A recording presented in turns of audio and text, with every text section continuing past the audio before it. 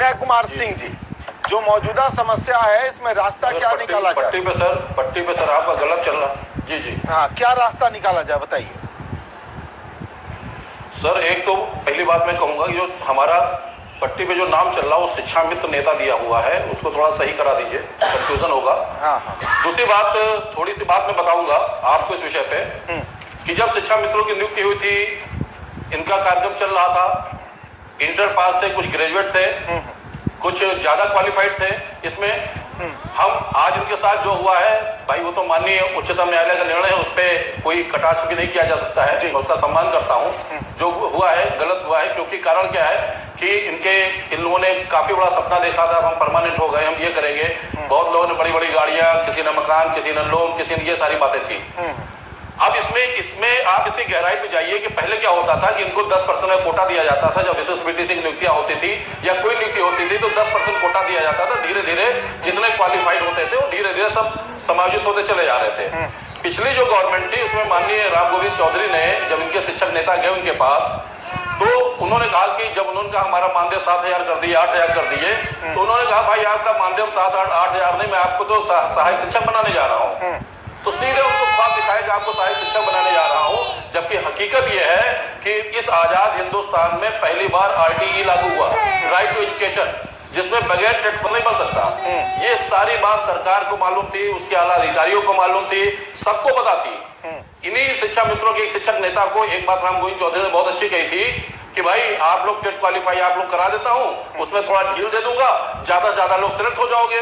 तो वो नेता कहे शिक्षा मित्र के कि हमारा टीचर नहीं करेगा टेट, हमारा टीचर नहीं देगा। अरे जब उनको ये ज्ञान ही नहीं कि बगैर टेट किए हुए आप टीचर नहीं बन सकते हो, तो उस समय टेट कर लेना चाहिए था इनको एक तरफ से। अच्छा, दूसरी बात क्या है, जो हम लोग का पैसा आता है 65% सेंट्रल गवर्नमेंट से आता है, 35% ये गवर्नमेंट देती है, यूपी गवर्नमेंट। और उसमें हुआ क्या कि जो इनके नियुक्तियों के बाद जो पैसा आता है वो पूरा वहां यूपी गवर्नमेंट ने किया। हकीकत क्या है कि इनको भाई जो इनके साथ स्थितियां वो ठीक नहीं है। सब लोगों ने देखा था, कोई हर आदमी जानता था कि हमारे पक्ष में निर्णय होगा, मगर जो भी न्यायालय है वो निर्णय सच्चाई पे ही देता है, किसी कहने पे नहीं देता। और जो इनका उग्र आंदोलन है, ये उग्र आंदोलन इस सरकार के खिलाफ नहीं कर रहे हैं, ये माननीय उच्च न्यायालय के खिलाफ कर रहे हैं। इनको ये नहीं करना चाहिए। भाई हर व्यक्ति को है कि वो आंदोलन करे, अपनी बात ऊपर तक पहुंचाए, मगर ये आंदोलन हो रहा है इसकी आप गहराई पर जाए तो निर्णय किसने दिया है? सुप्रीम कोर्ट ने। तो जो आंदोलन हो रहा है सुप्रीम कोर्ट के खिलाफ हो रहा है, नहीं क्यों मानना चाहिए?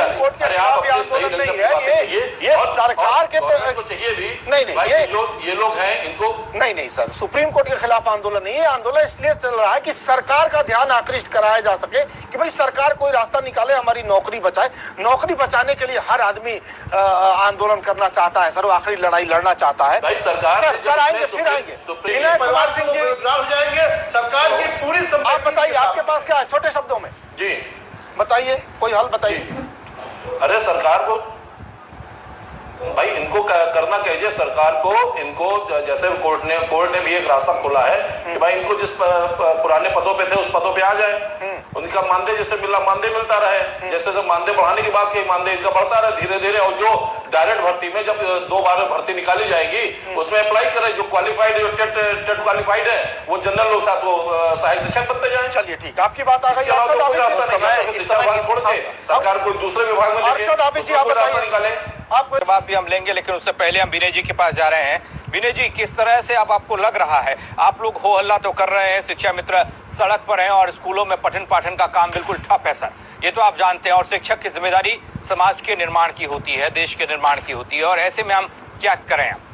वो माँ बाप क्या करें जिनके बच्चे स्कूल जा रहे हैं और स्कूल में टीचर नहीं है, वो घर आ रहे हैं, कह रहे हैं कि पढ़ाई कैसे चलेगी? पंकज जी, हकीकत ये है कि पंकज जी स्थितियां तो दयनीय है। विद्यालय, काफी कुछ विद्यालय बंद चल रहे हैं, स्थितियां तो खराब है, जो हमको नहीं लगता कि इतनी जल्दी सुधरने वाली है।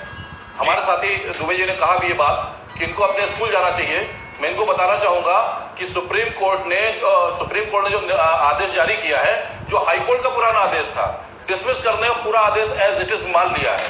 जब वो आदेश मान लिया है, यानी कि इनकी सेवाएं ही खत्म हो गई हैं, तो वो बेचारे कहां जाए? वो विद्यालय जाएं जहां पे थे या पुराने विद्यालय जाएं?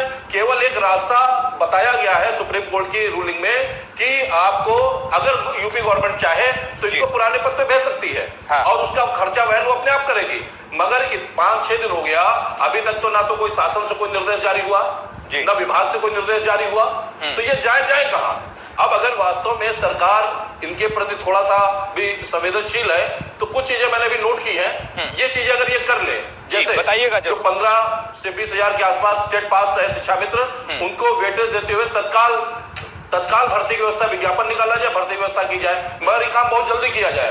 1 साल से कम जो टेट परीक्षा, 1 साल में 2 कम से कम टेट परीक्षाएं आयोजित की जाए, जो 1-1 साल 2-2 साल 3-3 साल हो जाता है, कम से कम 2 बार 6-6 महीने में टेट परीक्षा आयोजित की जाए। और एक सरकार को चाहिए कि एक विशेष परीक्षा इनकी कराई जाए, विशेष ट्रेनिंग दी जाए कि जिससे तत्काल ये टेट क्वालिफाई कर सके। और 2 भर्तियां जो सुप्रीम कोर्ट ने कही है, उन 2 भर्तियों के अलावा भी इनको और ज्यादा भर्तियों में वेटेज दिया जाए। अगर ये स्थितियां बने तो इसके लिए हो सकता है कि मगर ये बातें बहुत जल्दी होनी चाहिए। अगर आप विचार कर रहे हैं, आज 6 दिन हुआ, 6 दिन में आपने क्या विचार किया? बिल्कुल भाई कोई बात शासन से, प्रमुख सचिव से, मुख्यमंत्री स्तर से, शिक्षा मंत्री स्तर से कोई लिखित आदेश अभी तक नहीं आया है। जी सर। जब लिखित आदेश नहीं आया है तो ये जाए कहां? क्या जहां पे ये सामाजिक शिक्षा मित्र से शिक्षक बने थे वहां जाए, या अपने पुराने विद्यालय लौटे?